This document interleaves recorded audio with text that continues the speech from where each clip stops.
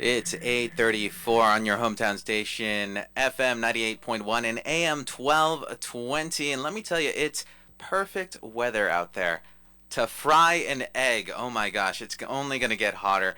Hey, it's Menji. I'm filling in for Tori and Kyle. They're both on vacation. I hope you're having a good one, guys.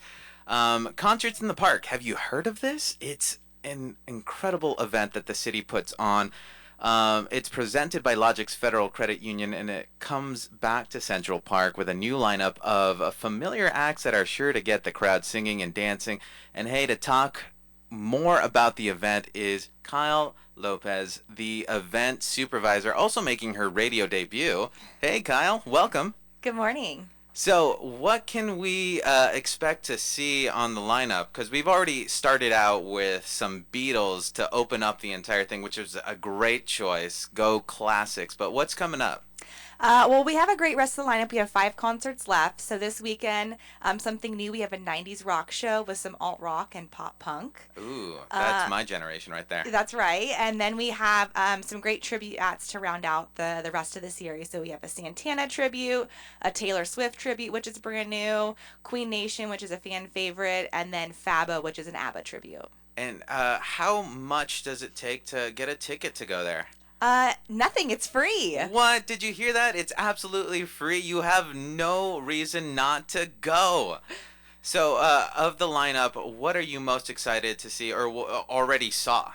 I don't think I have a favorite. I'm excited to see all of them because they all will bring a different crowd. I am pretty curious to see what the Taylor Swift crowd looks like. It's a brand new audience, and obviously Taylor's touring right now, so who knows? We'll probably be filled with lots of moms and daughters, which is great. And unlike Taylor Swift tickets, there are no tickets here. I know that's been a huge drama, and tell me a little bit about the food situation. Do we got a whole bunch of food trucks? What's going on there? Yeah, so we have a variety of food trucks, both local and from out of the area. Some great options if you're looking to buy food on site. You're also welcome to bring your own food and enjoy a picnic while watching the concert. Awesome. And how do you guys find these bands to come and perform? Well, we have several that actually reach out to us throughout the year.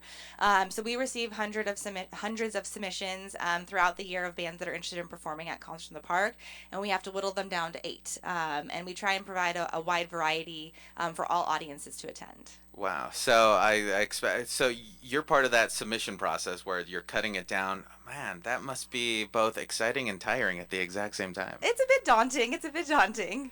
So there is also a nonprofit kind of component to this as well. Could you tell me a little bit about that? Yeah, so we open up, we have several sponsors that obviously sponsor the event, including our presenting sponsor, Logic Federal Credit Union. But as part of that, we open up the ability to local nonprofits to be featured at our concert series. So they had to submit an application, there's a review process, and we feature one nonprofit at each concert, which allows them to bring their message to the community. Awesome. And my coworker Lori would be amiss if I didn't ask you this. But how soon in advance do you start booking for next year? So we ask when bands reach out to us, we ask that they submit all of their information by the end of October, and of this year, and we typically review in November and December of this year for selection for next year, and we start reaching out to the bands that we've selected in typically January. Oh wow. Okay. Well, just to put in your mind here, she suggests maybe a Neil Diamond band. Okay. So just putting it out there. Okay. No pressure. All right. Lori, that was for you. All right. What other things can we expect when we go to Central Park? Actually, what part of Central Park? Central Park is so massive. It is massive, and actually it's obviously also expanding as well. We're going to be adding four new fields, but we're at the very end of Central Park. So if you drive all the way to the back, near the dog parks, that's where we're located. We're on fields 7 and 8. As far as other things that you can expect when you're attending, if you're into fitness, you can check out the new stairs that just opened while you're listening to the concert. At the event, we also have our city's pop-up and play program, which is great for younger kids. They're looking for something fun to do while their parents are just sitting and listening to music. We have tons of people that bring their own equipment to play with, lots of cornhole in the back of the fields, checking out obviously all the sponsors that are on site. But most people are there to just hang out with family and friends and have a good time. So it's a great family event to go to. If you don't have anything going on this weekend, Well, now you do. You have to go to Central Park for concerts in the park. I've been talking to Kyle Lopez, the event supervisor. And as the event supervisor, I got to ask, what are your hopes, your aspirations for the future of concerts in the park? Concerts at the Park is just a fun event, and I think continuing to bring new and unique acts that we haven't had before.